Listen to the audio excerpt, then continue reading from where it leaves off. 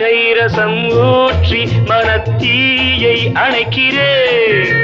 செவ்வாயிரள் பெண்ணில் என்னை மூழ்கி கழிக்கிறேன். நடந்த நாள் மறக்கவே, நடக்கும் நாள் திறக்கவே.